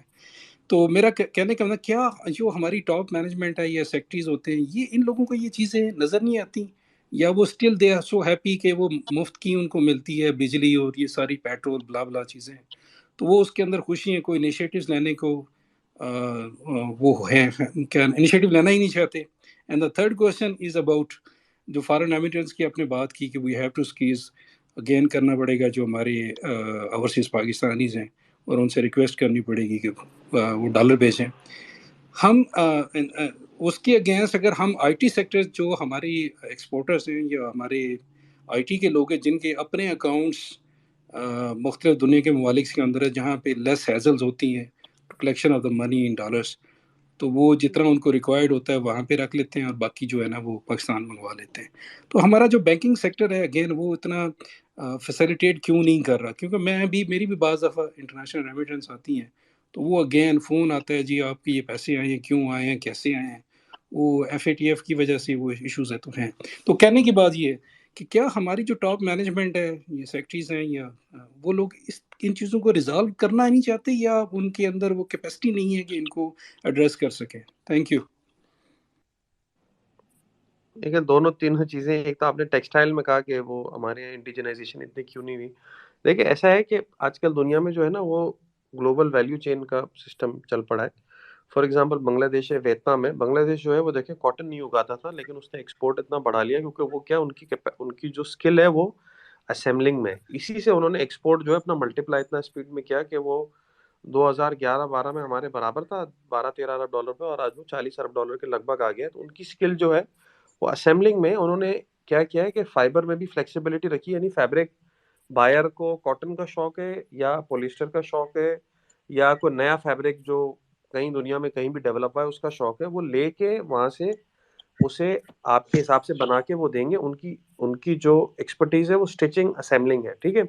और इसी स्किल को उन्होंने डेवलप करके आगे मोबाइल फोन में भी इम्प्लीमेंट किया। वो मोबाइल फोन के भी माशाल्लाह बड़े सप्लायर बन गए, शूज के भी, टॉयज के भी, और वो आहिस्ता आहिस्ता अपनी वैल्यू चेन में आगे जा रहे हैं, ठीक है। तो वो हमने भी गारमेंट्स में लगभग ऐसे ही था, और हम यही चाह रहे थे कि कुछ पार्ट अपने हो, कुछ बाहर के हो, और हमारी लेबर यूटिलाइज हो, क्योंकि आपकी असल जो जो टेक्सटाइल की असल जो यूटिलाइजेशन है या असल जो यूटिलिटी आप समझे, वो ये कि वो बहुत बड़ा एम्प्लॉयमेंट जनरेटर है। और अगर आप इस तरह यूज करें, फॉर एग्जांपल मैं आपको एक मिसाल दूं, स्पिनिंग इंडस्ट्री में 10-15 हज़ार एम्प्लॉयज रखना रिलेटिवली मुश्किल है कंपेयर टू गारमेंट इंडस्ट्री, जहाँ पे 15-20 हज़ार 25 हज़ार, हमारे एक एक फैक्ट्री में 30-35 हज़ार बंदा भी काम करता है। तो उससे जो है एक तो एम्प्लॉयमेंट जनरेशन बहुत होती है, दूसरा वैल्यू एडिशन बहुत होती है। मैं आपको एक मिसाल दूं कि हम अगर कॉटन को पर केजी अगर बेचे, तो वो फॉर एग्जांपल अगर $2 जनरेट होते हैं, तो इसको अगर आप गारमेंट करके बेचे तो वो $6-7 $8 के ऊपर चली जाती है वही चीज। तो उससे जो है वो जो वैल्यू एडिशन होती है, उससे एक तो फॉरेक्स का भी बहुत अच्छा फ्लो आता है, और दूसरा जो है एम्प्लॉयमेंट भी जनरेट बहुत ज्यादा होती है। तो एक तो ये बात हुई कि अगर आप ग्लोबल वैल्यू चेन का पार्ट बने, मैं आपको एक मिसाल देता हूँ, स्मार्टफोन इंडस्ट्री है फोन, लेकिन बहुत पार्ट्स कोरिया से आते हैं, बहुत पार्ट्स जापान से आते हैं, लेकिन फाइनली वो असेंबल चाइना में होता है, ब्रांड या तो अमेरिकन है या कोरियन है। तो इस तरह ये चीज फरोग पा रही है कि ग्लोबल वैल्यू चेन का कॉन्सेप्ट है कि हर चीज का स्पेशलाइज्ड मैन्युफैक्चरर एक कंट्री में, लेकिन ओवरऑल प्रोडक्ट किसी और कंट्री में असेंबल होता है। जैसे गाड़ियां हैं, तो गाड़ी में लाइट्स का सप्लायर ग्लोबली कोई एक जगह होगा जिसका स्केल इतना बड़ा होगा कि वो डेवलप भी उसको कर सकेगा, उस पर R&D भी कर सकेगा, और उसकी मैन्युफैक्चरिंग भी वो लोवेस्ट कॉस्ट पे करेगा। लेकिन गाड़ी वो ओवरऑल टोयोटा के नाम से जब बनेगी, तो फॉर एग्जांपल लाइट जो है वो शायद कोरिया से आए या चाइना से आए। इस तरह ये कॉन्सेप्ट दुनिया में डेवलप हो रहा है। दूसरा आपने सवाल किया कि लाइन लॉसेस वाला, और तीसरा आपने क्या IT वाला। लाइन लॉसेस वाला ये है कि डेफिनेटली ये 1990s में जब वर्ल्ड बैंक वगैरह का यहाँ इन्वॉल्वमेंट हुआ, तो इसके बाद इन्होंने डिस्क्लोजर शुरू किया कि एक्चुअली लाइन लॉसेस हैं कितने, नेपरा वगैरह सब बना। फिर इसके बाद आपने देखा कि लाइन लॉसेस यस अभी भी ज्यादा है। इन्होंने की इलेक्ट्रिक जब प्राइवेटाइज किया, तो उस वक्त यही इंटेंशन था कि एक एक करके सारे डिस्कोस को जो है प्राइवेटाइज कर देंगे, लेकिन बाद में पॉलिटिकल इश्यूज की वजह से प्राइवेटाइजेशन में मुश्किल हो गई, क्योंकि जो है जिस डिस्को को आप प्राइवेटाइज करेंगे, उस वक्त उस इलाके के लोगों पे प्रॉब्लम आएगी, क्योंकि जब डिस्को का प्राइवेटाइज करेंगे तो वहाँ के एम्प्लॉइज प्रॉब्लम करेंगे, दूसरा शुरू में जब इश्यूज होंगे तो वहाँ पे लोड शेडिंग होगी। इस वजह से डिस्कोस प्राइवेटाइज नहीं हो पाए, और इसी वजह से लॉसेज जो है सरकारी कंट्रोल में नहीं खत्म हो पाते। मैं आपको एक मिसाल देता हूँ, हेस्को है फॉर एग्जांपल। हेस्को पे अगर कोई कस्टमर है जो महीने के 10 लाख यूनिट लेता है, 30 रुपए यूनिट के हिसाब से अगर हम उसको पैसे देते हैं, तो वो आप समझे 3 करोड़ रुपए महीने की बिलेंगे। वो हेस्को अपने पास रखता है, अपने पास से जो इनएफिशिएंसी अपना खर्चा निकाल के वो पीछे IPPs को देता है। इसीलिए आप देखें डिस्को की बैलेंस शीट पे नुकसान आ जाता है, वो पैसे IPP को कम देता है, सर्कुलर डेट खड़ा हो जाता है। इसको अगर आप रिवर्स ले, बीच में ये स्टार्ट हुआ था कि हम व्हीलिंग करेंगे। व्हीलिंग में ये होगा कि जो वहाँ इंडस्ट्रियल कस्टमर है, उसने बिजली फॉर एग्जांपल आजाद कश्मीर में हाइडल बिजली अरेंज कर ली, वो 2 रुपए यूनिट जो है वो हेस्को को देगा ट्रांसमिशन और डिस्ट्रीब्यूशन की, और बाकी पैसे जो है वो जनरेटर को खुद दे देगा। हेस्को सारी पावर डिस्ट्रीब्यूशन कंपनीज ने इसके अगेंस्ट स्टे ले लिया, वरना होता ये कि अगर उसका 10 लाख यूनिट का बिल था, वो 20 लाख रुपए इसको देता 2 रुपए यूनिट के हिसाब से, बाकी पैसे वो उसको दे देता। तो हेस्को ने बोला ये तो मैं कभी भाई अपनी इनएफिशिएंसी और चोरियों के पैसे तो बचेंगे नहीं कभी हमारे पास, और वो पैसे तो डायरेक्ट वहां चले जाएंगे, तो सर्कुलर डेट का तो मसला खत्म हो जाता। उन्होंने स्टे लेके बोला कि हमारी 2 रुपए की जगह आप 10 रुपए खा रही है, हमें ट्रांसमिशन डिस्ट्रीब्यूशन के दे। तो जाहिर है वो खराब हो गया मसला, इसका मतलब। तो ये मसला है कि हमारे यहाँ इसके अगेंस्ट रेजिस्टेंस एक तो ब्यूरोक्रेसी में भी बहुत ज्यादा है, दूसरा ये कि ये जो ऊपर पॉलिटिशियन होता है उसका खतरा ये भी होता है कि जिस दिन यहाँ आप करेंगे प्राइवेटाइज, जैसे KE जब प्राइवेटाइज हुआ था तो एम्प्लॉयज ने बहुत शोर मचाया था, ऑफिस को आग लगा दी थी वगैरह, ये वो इस तरह के मसले मसाइल जो पॉलिटिकली डिफिकल्ट होते हैं वो बहुत ज्यादा थे और होंगे। उससे बचने के लिए ये लोग जो है ये चलाते रहते हैं कि यार ज्यादा से ज्यादा क्या होगा, अगर हम नहीं करेंगे प्राइवेटाइज तो नुकसान होगा ना, फिजिकल कॉस्ट आएगी, वो बेयर कर लेंगे। तो अब मसला है कि फिजिकल कॉस्ट अब बेयर करने जाते हैं, अब वो कॉस्ट इतनी बढ़ गई है कि उसकी कॉस्ट बेयर करने के लिए या तो आप पावर सेक्टर को और प्राइस बढ़ाएंगे, या फिर आप बाकी टैक्स रेवेन्यू को डाइवर्ट करेंगे टुवर्ड्स पावर सेक्टर। तो जाहिर है अब वो भी लग रहा है कैपेसिटी नहीं है, क्योंकि डेफिसिट इतना बढ़ गया है, डेट बढ़ गया, अब डेट रेस करने के लिए भी अब पैसे 20% पे लेना भी बहुत मुश्किल हो गया है। तो अब इन्हें शायद एहसास हो रहा है कि अब स्टेट की ताकत नहीं है, अब प्रॉब्ली ये जो बात कर रहे हैं कि प्रोविंसेस को देंगे, मेरा ख्याल इवेंचुअली इनको ये प्राइवेटाइज कर देने चाहिए। तीसरा आपने बोला आईटी सेक्टर, यस बिल्कुल, रेमिटेंसेस के साथ आईटी के फ्लो को भी इनकरेज करना चाहिए। और ये प्रॉब्लम जो है एफएटीएफ के हवाले से, जो ये सोर्स ऑफ फंड्स बार बार पूछते हैं, मेरा ख्याल है एक तो कुछ ओवर रेगुलेशन हो गई है एफएटीएफ की वजह से, और दूसरा कुछ लैक ऑफ अंडरस्टैंडिंग है दोनों साइड पे। बैंक्स की साइड पे ज्यादा है, जिनको कंप्लाइंस ऑफिसर्स जो होते हैं उनको पता ही नहीं होता कि कौन सी कंप्लाइंस करानी है कौन सी नहीं करानी और इसका एक्चुअल इंटेंट क्या है। तो इस वजह से जो है वो मसले मसाइल ज्यादा होते हैं। इवन स्टॉक मार्केट में भी अकाउंट ओपनिंग में आपने देखा होगा ये मसले मसाइल बहुत ज्यादा बढ़ गए, जिसमें दोनों वजूहत थी। कस्टमर को भी समझ नहीं आती ये पूछना क्या चाह रहे हैं, जो कंप्लायंस ऑफिसर ब्रोकरेज हाउसेज में होते हैं उनकी भी अंडरस्टैंडिंग इतनी नहीं होती, और एनसीसीपीएल वगैरह में भी यही मसले हैं। तो कैपेसिटी के इश्यूज बहुत ज्यादा है, वो इंटेंट समझना ही नहीं चाहते। और दूसरा पाकिस्तान का एनवायरनमेंट भी ऐसा है कि यहाँ पे फिर ये जरा डूबियस सस्पिशियस लोगों का जहन बन जाता है कि यार, मैं आपको एक मिसाल दे रहा हूँ, अमेरिका में आप फोन खरीदने जाएं वो आपको बगैर नाम पूछे फोन की 6 सिम 10 सिम वॉलमार्ट से ऐसी मिल जाती है। पाकिस्तान में आपको वो उंगलियां लगवा लगवा के ऐसी की तैसी कर देते हैं, क्योंकि एनवायरनमेंट ओवरऑल ऐसा है, टेररिज्म का थ्रेट है। तो ये मसले हैं। अफजाल, आप रेडी हैं? जी भाई। Go ahead. मेरा थैंक्स भाई। सर समी से मेरा है रिगार्डिंग कंस्ट्रक्शन इंडस्ट्री कि आप अगले 2 साल तक कहाँ पे देख रहे हैं? बहुत बुरे हालात है स्टील के स्पेशली और सीमेंट की प्राइसेस, तो इस पे काइंडली थोड़ा सा कहाँ पे देख रहे हैं समी सर? Thank you. देखें, बिल्कुल कंस्ट्रक्शन में जाहिर है बहुत बड़ा एम्प्लॉयर है, बहुत ज़्यादा इस पे प्रायोरिटी होनी चाहिए। लेकिन बहरहाल इस वक्त हालात ऐसे हैं कि स्टील भी जो है वो शॉर्ट है, चूंकि इम्पोर्टेड प्रोडक्ट है तो उसकी कीमत बहुत बढ़ गई है। एंड मेरा ख्याल है अब उसके अंदर इंपोर्ट का रिलायंस कम हो गया, क्योंकि उन्होंने लोकल कोल पे रिलायंस काफ़ी स्टार्ट कर दिया है। तो मेरा ख्याल है सीमेंट की कीमत शायद अब और ना बढ़े, उन्हें ज़रूरत ना पड़े बढ़ाने की, लेकिन जितनी बढ़ चुकी है वो तो अब भुगतानी होगी। तो डेफिनेटली इन दोनों इनपुट, जो मेजर इनपुट है कंस्ट्रक्शन के, इनकी प्राइस बढ़ने से प्राइस के ऊपर इम्पैक्ट आया है। और दूसरा ये कि जो कस्टमर्स है जनरली इंटरेस्ट रेट बढ़ने की वजह से और ओवरऑल इकोनॉमिक स्लो डाउन और इन्फ्लेशन की वजह से उनकी डिस्पोजेबल इनकम पे हिट आ रही है। तो डेफिनेटली उसमें जो है वो प्रॉब्लम होगी माल बेचने में, जो कटेंगे, और उसकी वजह से मेरा ख्याल है साल 1.5 साल शायद स्लो रहे। लेकिन एक ओवरऑल हमारे हाउसिंग शॉर्टेज है तो दोबारा कुछ ना कुछ डिमांड होगी, लेकिन मेरा ख्याल है आपकी दफ़ा थोड़ा लो कॉस्ट हाउसिंग की तरफ ज़्यादा होगी, क्योंकि अब जो ओवरऑल कॉस्ट बढ़ गई है तो लोग क्या करेंगे कि अब मेरा ख्याल है सस्ते इलाकों की तरफ मूव होंगे। तो इसलिए जो है मुझे लगता है कंस्ट्रक्शन में अभी साल 1.5 साल थोड़ा सा स्लो रहेगा और मूव रहेगा towards low cost housing. Thank you Sami भाई। सुलेमान भाई, आपको मैं दोबारा माइक दूंगा, जो आपने क्वेश्चन पूछा आप खुद ही पूछ लें। पहले मैं एक दो क्वेश्चन ले लूं। ट्विस्टेड जी लाइंस। जी जी, अस्सलाम वालेकुम फिजर भाई, वालेकुम आवाज़ आ रही है आपको? जी जी जी जी। अच्छा, चले क्वेश्चन करने से पहले मैं अप्रिशिएट करना चाहूँगा इस प्रोग्राम को। मैंने स्पेसेस काफ़ी सारी अटेंड की हैं, लेकिन जो मयार आपका और जो होस्ट आप करते हैं और जिस तरह जवाब दिया जाता है, it's really appreciable. Thank you. तो मेरी तरफ से जो है ना आपको और समी भाई को बहुत बहुत जो है ना वो इस सिलसिले में good thank wishes. You.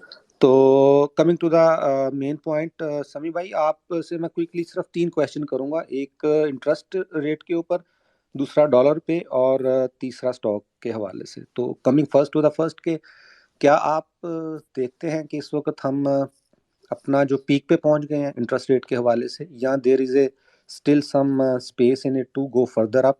I mean के जो आपका नेक्स्ट टी बिल ऑक्शन आ रहा है वो अप्रैल में आ रहा है, तो what do you think that के जो अभी चला है और उसमें फिर कितनी गुंजाइश और हो सकती है?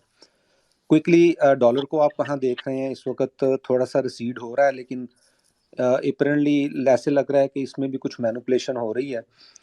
शायद कुछ पॉलिटिकल उसके अंदर मजबूरियाँ होती हैं। और तीसरा स्टॉक के हवाले से ये है कि मार्केट में एमटीएल के बारे में आपका, मतलब मैंने थोड़ा सा प्रिसाइज कर दिया है, ज़रा थोड़ा सा मुश्किल होता है पब्लिक फोरम पे इस तरह किसी एक कंपनी के बारे में। मिलर ट्रैक्टर के हवाले से, क्योंकि उसके बारे में एक नेगेटिव न्यूज़ भी आई थी, तो उसके बारे में अगर आपके पास कोई इन्फॉर्मेशन है तो उसमें आप हमें प्लीज़ ज़रा जो है ना एजुकेट करें। Thank you very much sir. Thank you. देखिए, इंटरेस्ट रेट में बेस्ट सिनेरियो यही है कि जो अभी इंक्रीज आए ये आखिरी इंक्रीज हो, दोबारा ना बढ़े, क्योंकि ज़ाहिर है रेट बहुत बढ़ गया है और इकोनॉमी में मतलब जनरली चले, खैर रेट बढ़ना तो एक साइकिल है, लेकिन ये कि अब एक तो रेट बहुत बढ़ गया है और दूसरा यहाँ से अगर दोबारा एक्सपेक्टेशन ये डेवलप हुई कि और बढ़ाना पड़ेगा तो ज़ाहिर है वो काफ़ी जो है वो अनमैनेजेबल होगा, खतरनाक होगा। दूसरा ये कि क्यों बढ़ाने की जरूरत पड़ेगी, जो दूसरा आपका सवाल है कि डॉलर अगर खुदा ना खास्ता हमारे यहाँ ऐसी सिचुएशन रही कि बैलेंस ऑफ पेमेंट में स्ट्रेस रहा और ये लगा कि डॉलर ब्लैक में बढ़ रहा है और यही अरेंज नहीं हो पा रहा और ये एलसी खुलने के मसले मसाइल ये कंट्रोल नहीं हो पाए, तो जाहिर है फिर आपको इंटरेस्ट रेट प्रोबेबली शायद दोबारा एक दफा बढ़ाना पड़े। आई होप नॉट उस पोजीशन पे हम जाएं, लेकिन ये कि एक पॉसिबिलिटी ये है, क्योंकि जब हम 12-13 से बढ़े तो हमें ये लगा था, हर स्टॉप पे ये लगता था कि प्रॉब्ली शायद ये आखिरी हाइक है, लेकिन हम आगे जाते ही गए। और हमने एक रिव्यू उस वक्त क्लियर करा है जून वाला, और एक अभी हम ये जो सितंबर वाला रिव्यू अभी तक चल रहा है, ये हम इसी पे खड़े हैं और इसके बाद हमारा अगला रिव्यू फौरन मार्च के एंड पे आ जाएगा। तो मतलब जो ओरिजिनल शेड्यूल था उसमें तो हमें मार्च के स्टार्ट में ये वाला रिव्यू दोबारा स्टार्ट करना था, 10वां रिव्यू। तो मतलब ये कि हर रिव्यू क्लियर कराने पे अगर हम 2-3-4% इंटरेस्ट रेट बढ़ाते रहे तो जाहिर है तो कोई अच्छी सिचुएशन नहीं है। तो मेरा ख्याल है कि डॉलर पे जैसे आप पूछ रहे हैं कि और आगे जाएगा नहीं जाएगा, मेरा ख्याल है कि एक तो अभी ब्लैक में ट्रेडिंग हो रही है, अगर ये तो गवर्नमेंट कुछ फ्लोज मैनेज कर ले जो बाहर से आ जाए, जिस तरह चाइनीज एक दो फ्लोज आए हैं, $700 मिलियन का एक, अब लोग बात कर रहे हैं $500 मिलियन का एक फ्लो और आ जाए और इसके बाद IMF से हमारा अग्रीमेंट हो जाए तो शायद कुछ सर्टेनिटी आए। लेकिन जाहिर है आगे रीपेमेंट्स भी हैं, फिर हर महीना टू महीना हमारा करंट अकाउंट डेफिसिट कुछ होता है जो रिफ्लेक्ट होता है, कुछ होता है कि चूंकि वो इंपोर्ट पे रिस्ट्रिक्शन है तो लोग डायरेक्ट इंपोर्ट करने लगते हैं। जब डायरेक्ट इंपोर्ट करने लगते हैं तो जाहिर है उसकी वजह से जो है वो जब अनऑफिशियल चैनल से लोग इंपोर्ट करते हैं तो मार्केट में डॉलर तो शॉर्ट हो ही जाता है। डॉलर शॉर्ट होता है तो फिर वही गड़बड़ होने लगती है। तो जब भी गवर्नमेंट एलसी पे कंट्रोल ज्यादा करती है, चीजें शिफ्ट हो जाती हैं टुवर्ड्स ग्रे चैनल, और ग्रे चैनल में फिर ये होता है कि ब्लैक में रेट बहुत बढ़ जाता है, फिर वो रेमिटेंसेस ड्रॉप होने शुरू हो जाती हैं। तो ये साइकिल अगर दोबारा जो है खुदा ना खास्ता रिपीट ना हो तो डेफिनेटली हम जो है वो बेहतर पोजीशन में होंगे। तीसरा मिल्लत आपने ट्रैक्टर का पूछ रहे थे। अच्छा, मुझे मिल्लत का शायद याद नहीं है, उसका शायद कुछ ऐसा हुआ था ना कि बंद हो गया था प्लांट और फिर खुला था, बस मुझे इसके अलावा याद नहीं है उसमें क्या नहीं, अभी हो एक रहा नेगेटिव न्यूज़ थी, वो इसकी कुछ फ्रॉड या टैक्स में इरेगुलरिटीज थी, बट जो टेक्निकली मिल्लत ट्रैक्टर जितना गिर चुका था वो दोबारा वहां नहीं गया, अभी तक स्ट्रांग है प्राइस मोमेंटम उसका। था। तो वो हाँ। किसी भी नेगेटिव न्यूज़ को इतना अप्रिशिएट नहीं कर रहा मिल्लत ट्रैक्टर। हम्म। अच्छा, नेक्स्ट चलते हैं किरण बलोच। जी, अस्सलाम वालेकुम। सर मैं अस्सलाम। एक्चुअली स्टॉक के हवाले से पूछना चाहूँगी, मैं पीपीएल के हवाले से पूछना चाहूँगी। काइंडली पीपीएल के हवाले से गाइड कर दें कि इसका क्या आप देख रहे हो। मतलब इसका हिस्टोरिकली अगर लो देखा जाए वो 50.4234 ये हिस्टोरिकली इसका लो है, और इसके अगर हम देखें 6 मंथ्स में अगर इसके हाईएस्ट देखें तो यही 86 से वापस आता है। तो अभी क्या करना चाहिए अगर किसी के पास मतलब 1 मंथ से होल्डिंग है, तो क्या करना चाहिए इन रेट्स में? इसको मतलब एग्जिट कर देना चाहिए या अभी स्टिल होल्डिंग रखनी चाहिए? अभी इसकी ये है कि 27th को इसकी मीटिंग है, बोर्ड मीटिंग है। उसके बाद मतलब उसके बाद आप क्या देख रहे हैं कि इसकी होल्डिंग रखनी चाहिए, क्या करना चाहिए? काइंडली इस वाले से प्लीज गाइड करते थे। Thank you. देखिए मिलेट, ये जो आप पीपीएल की पीपीएल बात के। कर रही पीपीएल पीपीएल में जो है वो प्रॉफिटेबिलिटी तो इसकी हमेशा से बहुत अच्छी रही है, क्योंकि इसकी सर्टन प्रोडक्शन है गैस की 800 MMCFD के लगभग, सर्टन ऑयल प्रोडक्शन है अच्छी, और वो जो है चूंकि वो डॉलर पैरिटी के हिसाब से बिकती है तो इसकी वजह से जो है वो इसकी अर्निंग्स कॉन्स्टेंटली अच्छी रहती हैं, कंसिस्टेंट रहती हैं और सॉलिड है। इसका जो प्रॉब्लम है वो ये कि कैश फ्लो, चूंकि सर्कुलर डेट हमारे पावर सेक्टर और अब गैस सेक्टर से आता है, उसकी वजह से जो है वो आ, इसका सर्कुलर डेट पे इम्पैक्ट आता है और सर्कुलर डेट की वजह से इसका कैश फ्लो खराब होता है। जब कैश फ्लो खराब होता है तो ये डिविडेंड नहीं देता, जिसकी वजह से प्राइस परफॉर्मेंस वीक हो गई है। रिसेंटली जो इसकी प्राइस परफॉर्म की थी उसका रीज़न ये था कि एक्सपेक्टेशन डेवलप हुई थी कि एक मेजर डिविडेंड देगा, क्योंकि गवर्नमेंट अपने शेयर के डिविडेंड से सर्कुलर डेट का कुछ अमाउंट क्लियर करेगी। फिर IMF के साथ नेगोशिएशंस हुई, तो मेरा ख्याल है कि थोड़ा सा जो ये एक्सपेक्टेशन इतनी ज़्यादा डेवलप हो गई थी, उसमें थोड़ा सा रिस्पाइट आया है, क्योंकि लोगों को लग रहा है कि शायद इतना बड़ा डिविडेंड एक साथ नहीं आएगा, ये आहिस्ता-आहिस्ता होगा। स्कीम तो बन गई है, लेकिन ये आहिस्ता-आहिस्ता शायद एग्ज़ीक्यूट होगी। फिर इंटरेस्ट रेट भी बढ़ रहा है, तो शायद लोग इतना ज़्यादा इसके ऊपर मुझे अब बुलिश नहीं लग रहे। हालाँकि करेंसी का ये डायरेक्ट बेनिफिशियरी है कि प्रॉफिटेबिलिटी इसकी बढ़ती है, लेकिन चूँकि इसका पे आउट अच्छा नहीं रहा पिछले 3-4 साल से, परफॉर्म नहीं करती। तो मेरा ख्याल है कि इस वक्त आउटलुक आप समझें इसका न्यूट्रल ही है, क्योंकि प्राइस परफॉर्म की हुई भी है और आगे भी बस ऐसे ही आउटलुक है, क्योंकि आईएमएफ की कंडीशन एक साथ स्टॉक सर्कुलर डेट के स्टॉक को क्लियर करने की नहीं है, इसलिए शायद गवर्नमेंट एक साथ क्लियर ना करे। अगर वो वहां से पैर रख देते कि आपने ये क्लियर ही करना है, जैसे उन्होंने आगे के सर्कुलर डेट के फ्लो को कंट्रोल करने के लिए उन्होंने जो है वो किया हुआ है, यानी प्राइस बढ़वाई है। अगर वो स्टॉक के क्लियरेंस के ऊपर, जो प्रायर स्टॉक है उसको क्लियरेंस के ऊपर भी कुछ कंडीशन रख देते, तो पॉसिबली जो है इसकी परफॉर्मेंस ज़्यादा बेहतर होती है और उस पर सर्टेनिटी भी हमें ज़्यादा आ जाती कि जो है वो गवर्नमेंट सर्कुलर डेट का स्टॉक भी क्लियर करेगी और उसकी वजह से डिविडेंड आएगा। जब डिविडेंड आना होता तो ऑटोमेटिकली प्राइस जो है वो और बढ़ जाती है। तो सर अदनान कि जी किरण, इसमें लॉस होना चाहिए, सॉरी सर, माजरत आपको इंटरप्ट कर रही हूँ। मैं इसमें ये पूछना चाह रही थी असद साहब से कि मुझे बताएं कि, सॉरी समीउल्लाह साहब से, कि मुझे बताएं कि इसमें फिर लॉस बुक कर लेना चाहिए। किरण आई वुड लॉस सजेस्ट कि ये अभी जो है ना वो टेक्निकल एनालिस्ट को मैं पूछ के आपको बता सकता हूँ प्राइवेटली। टेक्निकल एनालिस्ट से पूछ लेते हैं कि इसको कहाँ पे आपको स्टॉप रखना चाहिए। Okay sir, okay sir. अच्छा सर, लास्ट अगर मैं इसकी आरएसआई की बात करूं, जो सैटरडे को इसकी आरएसआई थी वो एक्सट्रीम बॉटम पर थी और आई वाज एक्सपेक्टिंग कि ये बाउंस बैक करेगा, बट नहीं, ऐसा नहीं हुआ, बाउंस बैक नहीं किया। तो प्लीज इस हवाले से चले मुझे वो चले वो सेपरेटली बात करेंगे, सामी भाई तो नहीं बात करेंगे टेक्निकल्स पे। अदनान साहब, अदनान मुबारक साहब। जी सर, शुक्रिया। सर मेरा क्वेश्चन ये था कि जैसे अभी समीला भाई ने बात की कमर्शियल बैंक्स की, तो यूबीएल ने 9 रुपये डिविडेंड दिया है, एमसीबी ने 6 रुपये और अल्फा बैंक ने 2.5 रुपीस। तो आप क्या समझते हैं कि एज ए ले मैन इन्वेस्टर क्या कमर्शियल बैंक पे मजीद इन्वेस्टमेंट की जा सकती है अगले 1-2 quarter despite of other indicators? और दूसरा मेरा क्वेश्चन ये था कि आपने पावर सेक्टर की तरफ भी इशारा किया, तो पावर सेक्टर में आप क्या सोचते हैं कि किन किन कंपनीज पे इन्वेस्ट किया जा सकता है? बहुत शुक्रिया। हाँ, देखिए मेरा ख्याल है कमर्शियल बैंक्स में वैसे इन्वेस्ट करने में कोई प्रॉब्लम नहीं है, क्योंकि प्रॉफिटेबिलिटी भी बढ़ रही है। आपने जैसे कहा डिविडेंड पे आउट्स भी अच्छे हैं, ईयर ऑन ईयर प्रॉफिट का चेंज भी काफ़ी पॉजिटिव है। कुछ बैंक्स की तो 40-50% अर्निंग्स बढ़ गई हैं। फिर इस्लामी को चूंकि मिनिमम डिपॉजिट रेट का फ़ायदा है, तो उनको भी वहाँ से फैसल मीज़ान उनका भी प्रॉफिट इसलिए काफ़ी सिग्निफिकेंटली बढ़ रहा है। दूसरा आपने बोला पावर सेक्टर, हाँ यस, पावर सेक्टर में प्रॉफिट का इंक्रीज भी अच्छा है, स्पेशली हपको वगैरह का।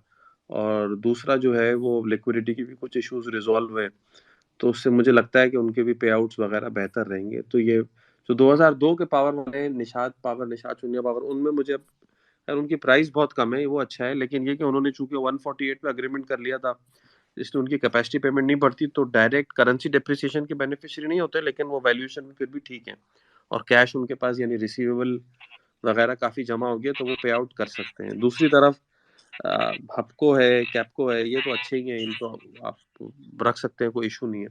लेकिन ये कि मार्केट में एक एक इशू ये भी है कि चूंकि 20% के लगभग अब फिक्स इनकम में पैसा मिल रहा है, तो लोग 20% से कम डिविडेंड यील्ड या टोटल रिटर्न नजर आता है वहाँ लोग इन्वेस्ट करने पे आराम से तैयार नहीं होते, तो ये भी एक बड़ा इशू है। तो जैसे एग्रो फर्टिलाइजर वगैरह हैं, ये स्टॉक्स भी अच्छे हैं, इनके डिविडेंड एक तो एवरी क्वार्टर डिविडेंड आता है, तो आपको वो इफेक्टिव यील्ड भी ज़्यादा हो जाती है कंपाउंडिंग की वजह से। और दूसरा ये कि काफ़ी सर्टन इनकम होती है, कैश चूंकि आता ही रहता है, तो वो भी काफ़ी अच्छे हैं, तो देखने चाहिए वो भी है। सामी भाई 3 क्वेश्चन है वो लेके फिर इसको कंक्लूड करते हैं। सईद साहब। अस्सलाम वालेकुम सर, आवाज़ आ रही है मेरी? अस्सलाम जी जी। अच्छा सर, मैं मीज़ान बैंक के बारे में पूछना था कि आप मीज़ान बैंक को फ्यूचर में किस तरह देखते हैं, क्योंकि उनकी भी इस बार मेरे ख्याल में प्रॉफिट अच्छी हुई है। यानी अगर आप उसके बारे में बता दें। मेरा ख्याल है मीज़ान बैंक तो विनर है काफ़ी अच्छा इस पूरे सिचुएशन का, क्योंकि ज़ाहिर है उनके पास डिपॉजिट बेस बहुत बड़ा है और उसमें चूंकि इनको एमडीआर नहीं लगता, तो सेविंग अकाउंट्स पे उनका जो है कॉस्ट कम है, फिर करंट अकाउंट का शेयर उनका 50% से ऊपर चला गया, तो मेरा ख्याल है अच्छा बैंक है ओवरऑल प्रोसेसेस वाइज भी और जनरली आईटी वाइज भी, यानी जो इनकी ऐप है उसका इंटरफेस भी। तो जनरली मुझे मीज़ान बैंक तो अच्छा लगता है, फ्यूचर भी अच्छा है, प्राइस वाइज भी सस्ता है। अगर आप देखें 9 रुपए की ईपीएस आई है क्वार्टर की, साल की, अगले साल की 35 से 40 के बीच में ईपीएस आएगी, और प्राइस जो है आप देखें 100 के अंदर है, तो 2.5-3 टाइम से कम के अर्निंग मल्टीपल में मिल रहा है आपको। तो मेरा ख्याल है कि यूं काफ़ी अच्छा है। प्राइस टू बुक पे थोड़ा महंगा लगता है क्योंकि ज़ाहिर है बुक वैल्यू उसकी कम है, और 55 रुपए की उसके हिसाब से सेक्टर के मुकाबले में महंगा है, लेकिन रिटर्न ऑन इक्विटी भी ज़्यादा है।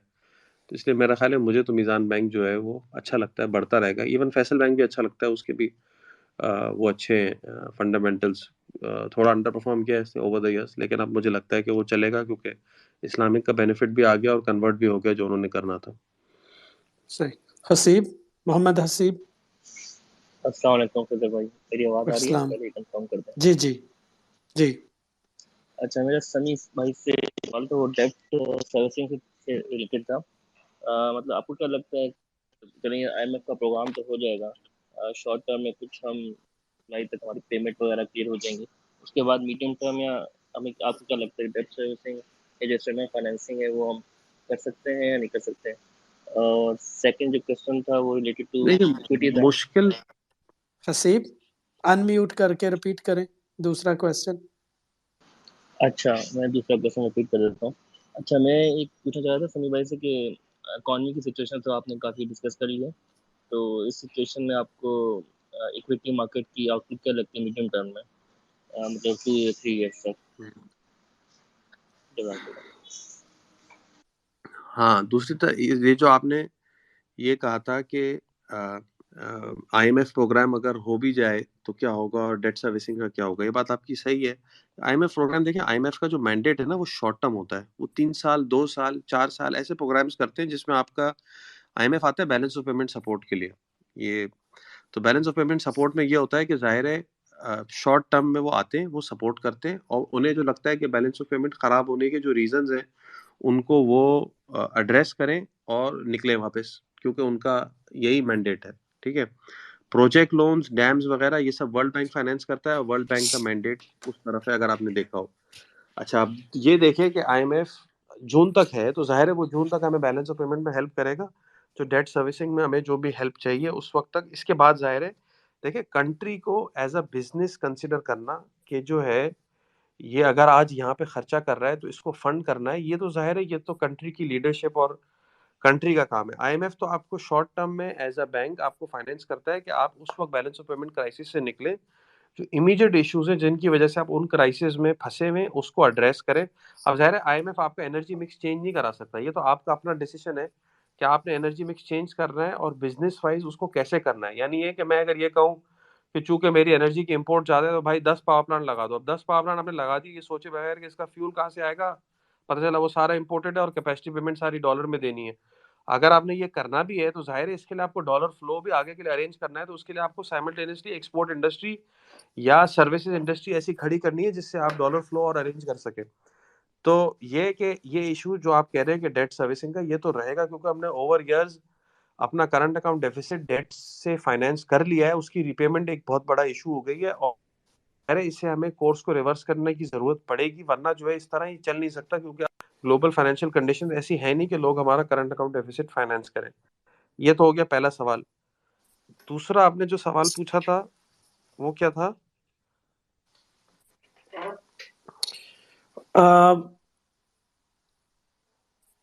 मेरा ख्याल है आगे चलते हैं, वो शायद ड्रॉप हो गए हैं, कुछ लोगों को मैंने ड्रॉप किया है, वो मुझे थोड़ी सी मैनेजमेंट करनी थी स्पीकर्स के लिए। Armada. Hi, thank you Khizar and thank you Samiullah. मैं खुद एक hedge thank fund you. Manager हूँ एम्स्टर्डम बेस्ड। मेरा सिर्फ एक क्वेश्चन है कि फॉरेनर्स का जो इनफ्लो है मार्केट में, उसके ऊपर अगर कोई समीउल्लाह कमेंट कर दें तो बहुत अच्छा होगा। आई मीन जब ईएम की रिक्लासिफिकेशन हुई थी एमएससीआई में, तो आई रिमेंबर मैं एक इमर्जिंग मार्केट फंड्स में था, दे वर वेरी हैप्पी कि रिक्लासिफिकेशन हुई है पाकिस्तान की।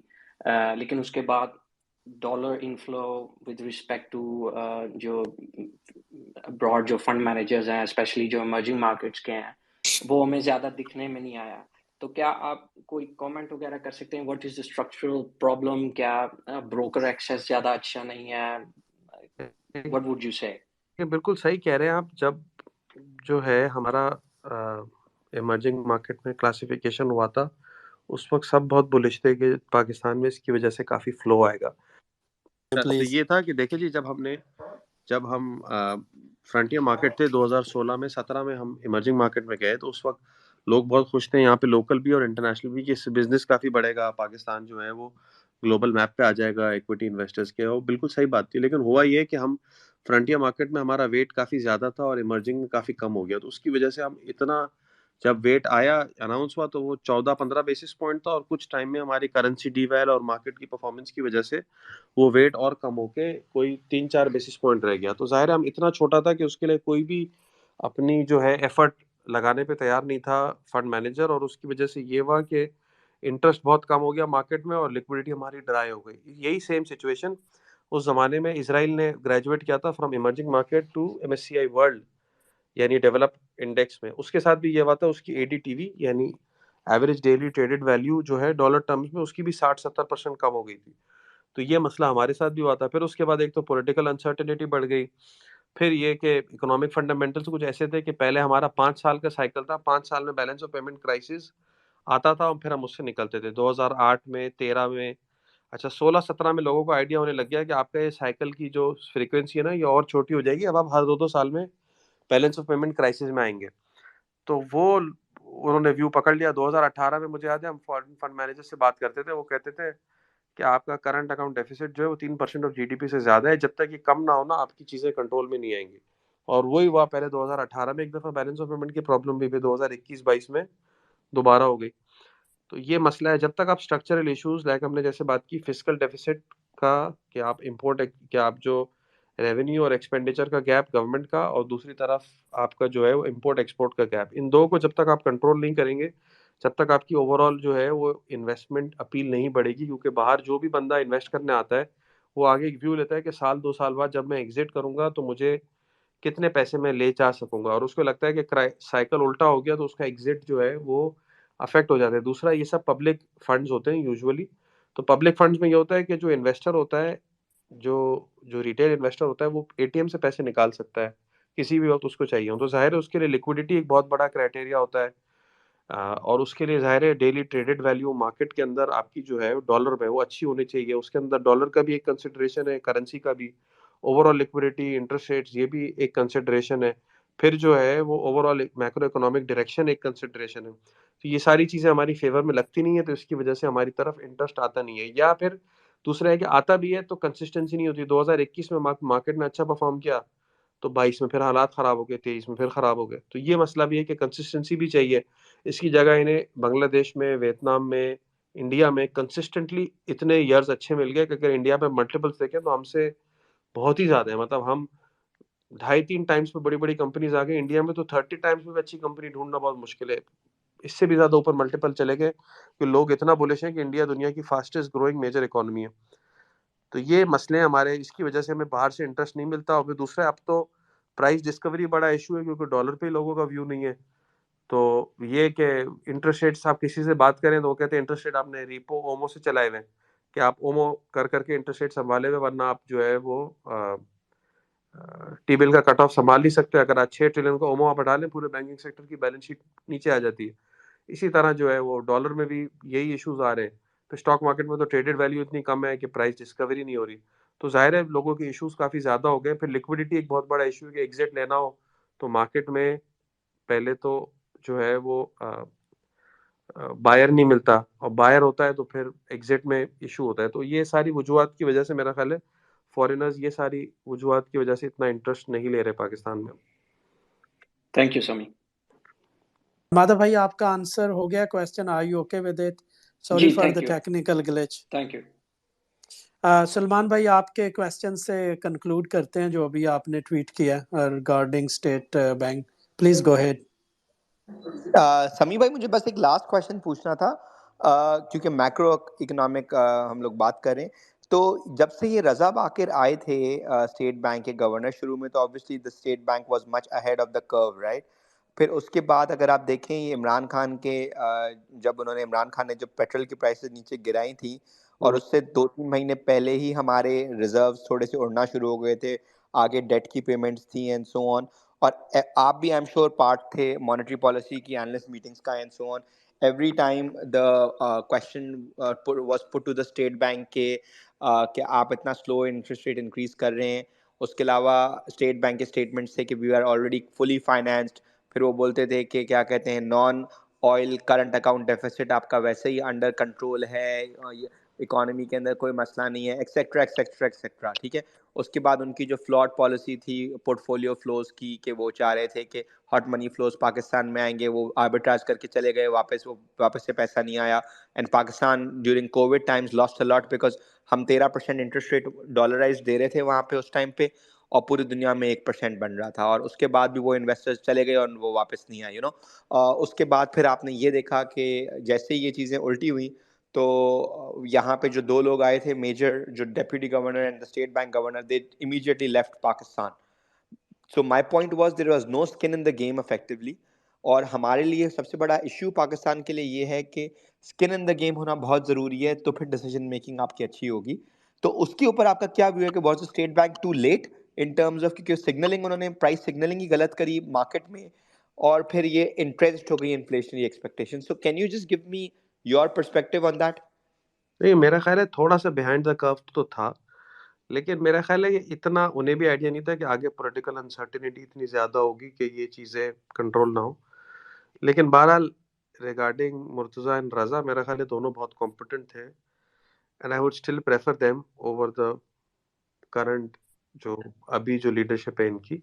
और सर मेरा कॉम्पिटेंट ख्याल होना एक चीज होती है ना, एक रिजल्ट भी तो नहीं। अगर अच्छी सबसे बेस्ट टीम अगर हमारे पास है क्रिकेट की और वो वर्ल्ड कप नहीं जीत सके, तो at the end of the day competence की भी एक एक एक एक इंतहा होती है ना। मैं सिर्फ एक ऑब्वियसली हम लोग हाइंडसाइट से बात करें, बट एक ये भी तो मसला है ना।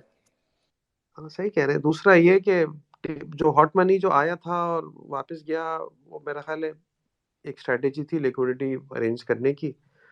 कोशिश तो शायद अब यहाँ भी ये कर रहे हैं कि अब इन्होंने जो नॉन रेजिडेंट बैंकिंग कंपनीज के ऊपर जो टैक्सेशन के ऊपर कंसेशन दिया है कि दोबारा जो है वो लिक्विडिटी अरेंज करें। आई डोंट नो हो पाती नहीं हो पाती, देखने में मुश्किल लगता है क्योंकि डॉलर लिक्विडिटी इतनी टाइट है और मूवमेंट ऐसी है कि शायद अरेंज हो पाए दोबारा। लेकिन एक ज़ाहिर है स्ट्रैटेजी है, आप किस तरह अरेंज करेंगे डॉलर, तो वो ही चाहिए। इस वक्त हमारी लिक्विडिटी काफ़ी टाइट है, एलसी खोलने में वगैरह प्रॉब्लम्स बहुत ज़्यादा है। इवन एलसी जो पुरानी खुली हुई है उसकी रिटायरमेंट में भी काफ़ी इश्यूज है। तो ये है पोजीशन, तो इस वक्त टाइट है बहुत। पुराने में ये कि हम बिहाइंड द कर्व रहे, और अगर आप अभी देखें तो इस वक्त हम सीरियसली बिहाइंड द कर्व है क्योंकि इन्फ्लेशन बहुत ऊपर चली गई।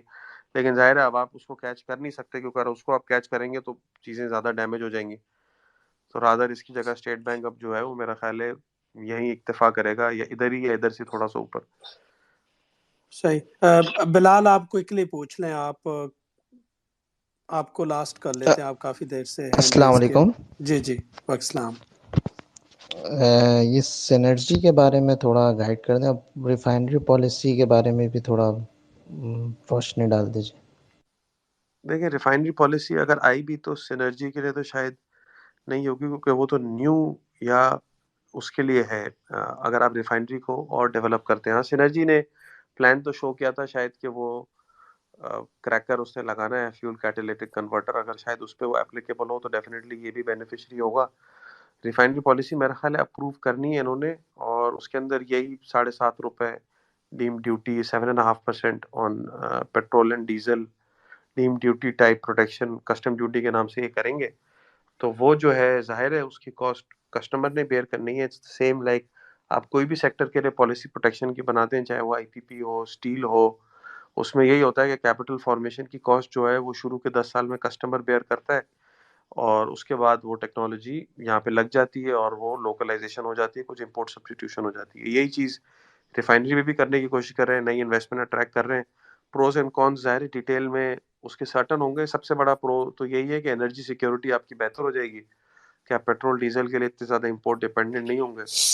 एक्चुअल फ़ायदा तो आपको जब पता चलेगा जब आप ओवर द इयर्स जब आप रिफाइनरी चलाएंगे, तो आपके जो स्प्रेड्स हैं क्या वो उस कॉस्ट को आउटवे करते हैं जो आपने पे किए in terms of excess value जो आप डीम ड्यूटी की फॉर्म में पे करेंगे।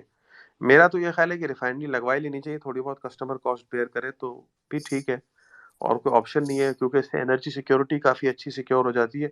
वरना पे पेट्रोल डीजल की शॉर्टेज और उसकी सप्लाई चेन मैनेज करना ज़्यादा इशू रहता है अगर आपका पूरा डिपेंडेंस इंपोर्ट्स के ऊपर हो तो फिनिश प्रोडक्ट के थैंक यू लिए। सर, थैंक यू सामी भाई, बहुत बहुत शुक्रिया, आपने सेकंड टाइम मुझे टाइम दिया।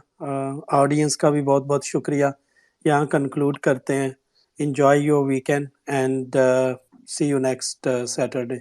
Sam bhai, thank you very much again. Thank you, thank you. Thank you. Allah Hafiz.